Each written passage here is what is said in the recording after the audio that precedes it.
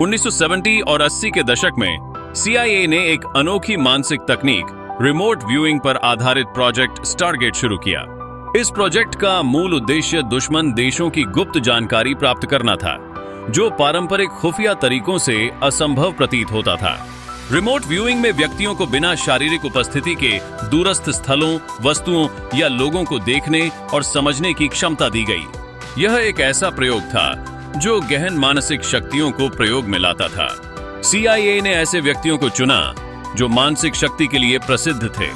ये लोग खुद को साइकोकाइनेटिक और क्लैरवॉयंट मानते थे, अर्थात वे बिना उपस्थित हुए चीजों को महसूस कर सकते थे।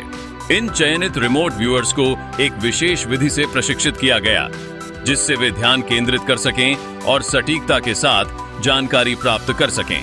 ऐसे प्रशिक्षण के दौरान उन्होंने उन स्थानों के बारे में जानकारी जुटाने का प्रयास किया जिनके बारे में CIA के पास कोई आधिकारिक जानकारी नहीं थी। इस प्रोजेक्ट में कई प्रकार के प्रयोग किए गए, जिसमें सोवियत संघ के गोपनीय ठिकानों और सैन्य अड्डों की जानकारी जुटाने की कोशिश की गई। इन अभियानों को भिन्न भिन्न संदर्भों में आजमाया गया और इस दौरान प्राप्त जानकारी को अन्य खुफिया स्रोतों के साथ मिलाया गया। हालांकि इस प्रोजेक्ट को लेकर विभिन्न विवाद भी उठे हैं। एक तरफ इसे मानसिक क्षमताओं पर विश्वास का प्रतीक माना गया, जबकि दूसरी ओर इसे अव्यावहारिक और अवैज्ञानिक बताया गया। आज भी रिमोट व्यूइंग और मानसिक तकनीकों के प्रति जिज्ञासा बनी हुई है।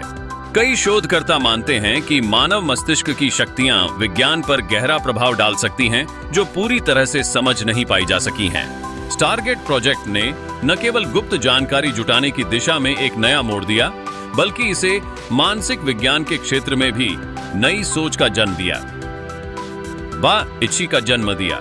इस प्रकार यह प्रोजेक्ट एक अनसुलझी पहेली बना हुआ है, जो भविष्य के लिए एक विश्वसनीय अनुसंधान का आधार बन सकता है।